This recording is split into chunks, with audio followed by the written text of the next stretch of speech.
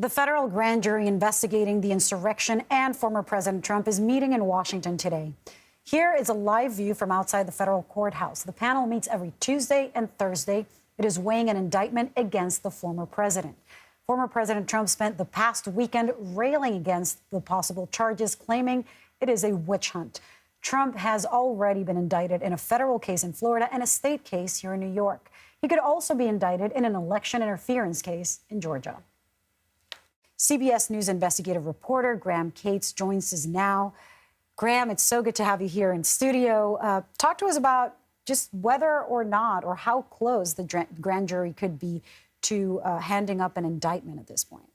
So we think they could be close. It's now been over 2 weeks since Trump received what's known as a target letter. That's what identifies you as the person being investigated in a criminal case. It's usually among the final steps before an indictment decision is made. And so, you know, the last time he got one, it was just really a few days before it. So we're now on this clock where it's been some 16 days since he received it.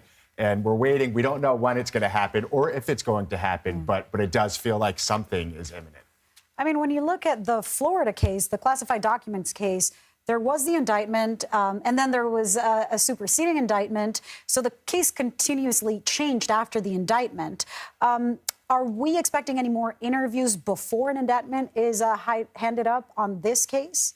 So that's not exactly clear, but for instance, one former advisor, Bernie Kerik, who also used to be a New York police commissioner, still hasn't had an interview that he had been negotiating with the special counsel. That's a matter of days, up to a week away from now. And so we don't know, is that interview going to happen? Is it before an indictment? Do they need it before doing an indictment? We're kind of unclear exactly where that plays out with this indictment or if there's other interviews scheduled. But let's talk about where we stand now. Who has been interviewed in this case? What do we know about what has the grand jury been looking at?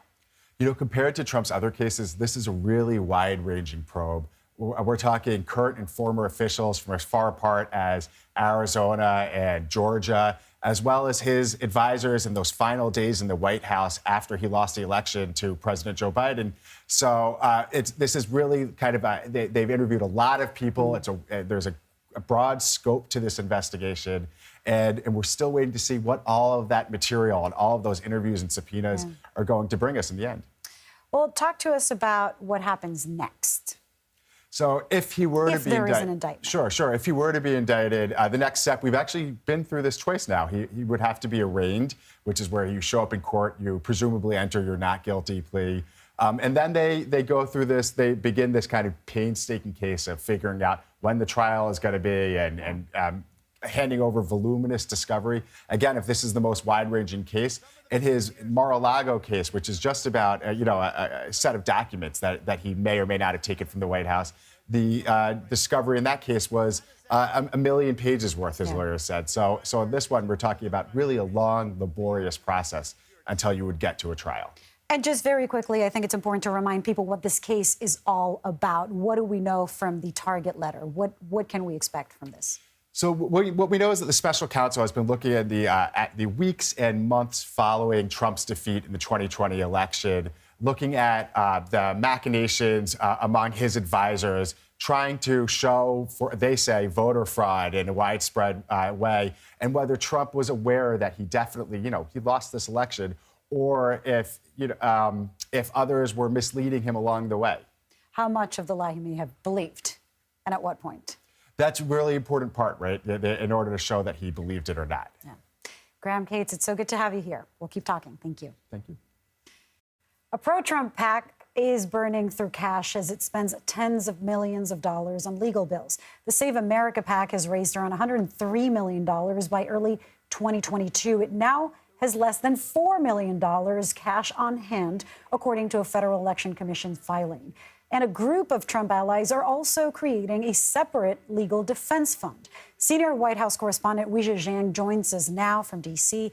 Weijia, what impact could this spending by the pro-Trump PAC have on the Trump campaign?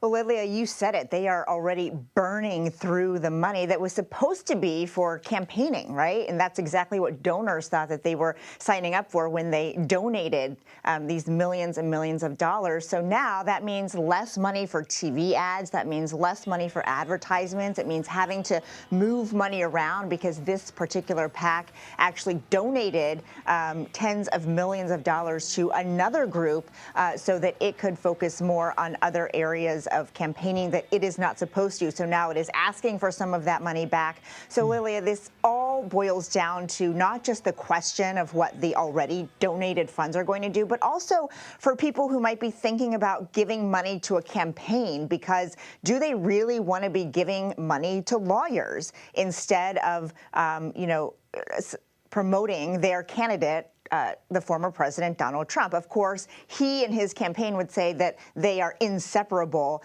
because they claim that this is a political witch hunt to impact the election results. But I think, when it's up to the donor, whether it's a huge mega donor up to someone who's just a grassroots, average person who wants to commit to a candidate, this is a big question about where they want to give their money. So we'll be watching closely what that means for money that Trump brings in from this point forward.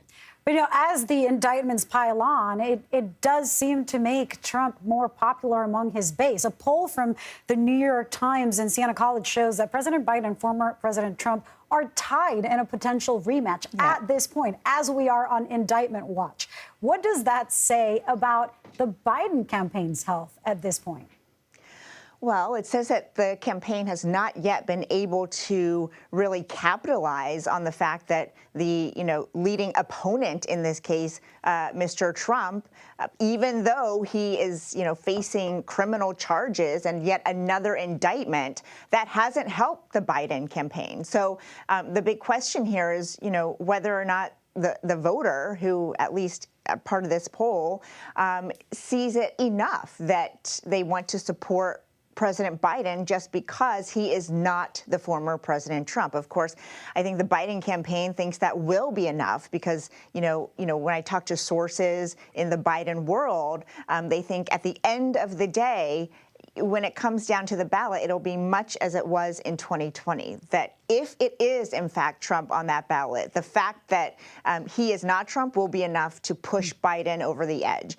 And that's exactly what we saw from the very first campaign video launched by the Biden campaign. That said, they're also trying to steer very clearly away from anything that has to do with indictments of the former president. The Biden campaign really focusing on making sure people see him as presidential and, touting the fact that he's too busy being president to even mention anything about the indictments that are ongoing. So, Lilia, I think a lot of people might be surprised to see that these two men are, again, neck and neck. But what we have found also is that the fact is people don't want to vote for either of them. And so it's really those people who haven't decided yet who might determine this race. Of course. Well, tonight you're anchoring America Decides, and you'll be interviewing the co-chair of a pro-Tim Scott PAC, former Colorado Republican Senator Cory Gardner. Weijia, what is the state of Tim Scott's bid at this point? Well, it's actually looking very good as of today, Lilia, because we do know now that several huge business leaders have donated to the Scott campaign. And so even though in that very poll that we were just talking about, he's only polling at about 3%, I think the campaign is going to be invigorated. And that's what I expect to hear tonight during the show, is that, this shows that there are prominent business people who really make big decisions that could impact the economy, that have faith in Tim Scott. And so if someone is looking for an alternative to former President Trump, they will start to really hammer home the case that this is where your money should be going instead of legal fees. So the more that comes out about where the money is going to pay for Trump's lawyers, I think they see this, the Scott team sees this as an opening to say, why don't you actually put your money into a campaign, into a traditional candidate instead, who's not dealing with all these legal fees? Weijia Jiang, thank you. Sure. You can watch America Decides at 5 p.m. Eastern right here on CBS News.